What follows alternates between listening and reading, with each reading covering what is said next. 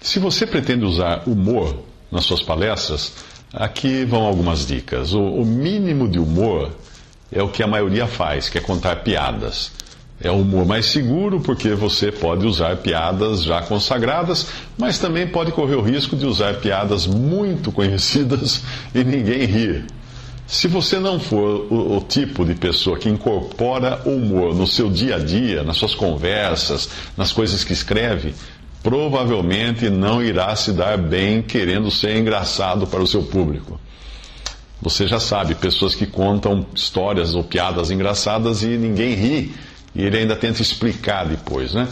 Existe uma naturalidade no humor de quem já é engraçado em qualquer situação, e essa naturalidade é difícil de você reproduzir de forma artificial. Mas se eu puder abrir se você puder abrir a sua palestra com uma piada ou com um comentário engraçado, isso vai sim ajudar a quebrar o gelo e a criar uma imagem simpática até de você. E quando nós falamos em humor, existem algumas técnicas que são aplicadas e são as mesmas razões pelas quais nós rimos de algo. Por isso que acontece o humor. Primeiro, nós rimos quando existe uma vítima. Como acontece com a piada do português na anedota, ou da loira, ou do pateta que leva a torta na cara. Nós rimos porque tem uma vítima. E quando tem uma vítima, existe uma vítima, nós nos sentimos superiores. Ou então, existe também a situação em que nós rimos porque nós nos identificamos secretamente com o papel da vítima. Como acontece em comédias como A Grande Família, que mostram os absurdos das atitudes de um lar, de uma família, que todos nós experimentamos e das coisas que passamos no nosso dia a dia. Outra razão de provocar o riso, outra coisa que provoca o riso, provoca o humor, é quando nós somos surpreendidos por uma situação que nós não prevíamos. O que equivale também ao primeiro caso, né? A torta que é jogada na cara da pessoa. Só que aqui, somos nós que ocupamos o papel de vítima. No fundo, nós acabamos rindo da nossa incapacidade de ter visto o poste chegando e não nos desviarmos dele. Ou então, da nossa incapacidade de não conseguirmos descobrir a mágica do mágico.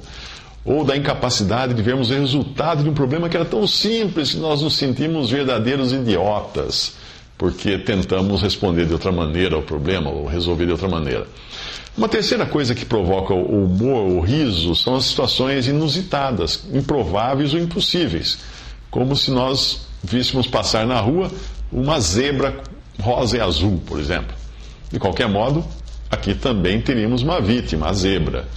Se você lê minhas crônicas, ou leu algumas das minhas crônicas, ou então escutou algumas das minhas palestras, você deve ter reparado que eu exploro todas essas situações, mas a vítima geralmente sou eu, já que eu me coloco na situação do ridículo, do risível, do palhaço, para que todos riam. Eu sugiro que você também use a si mesmo de vítima para gerar humor na sua palestra, e tome muito cuidado se for usar outra pessoa.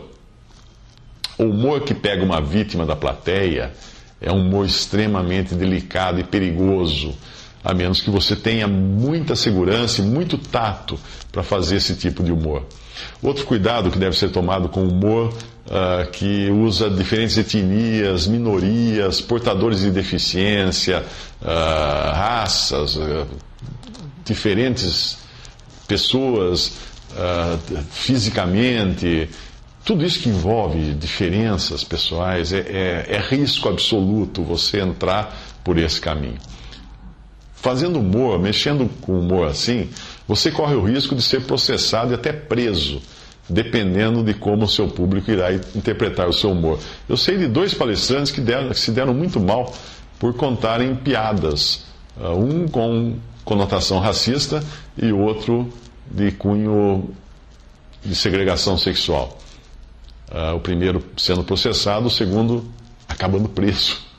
Exatamente. Hoje precisa tomar muito cuidado, porque existem leis que protegem as pessoas e nós não devemos brincar com essas pessoas ao ponto de fazer com que elas se sintam constrangidas publicamente. constrangimento público dá uma boa bolada aí por danos morais ou algo assim, dá um bom dinheiro para quem processar o palestrante e a empresa que contratou o palestrante. Por isso, muito cuidado com o humor que não seja um humor sadio.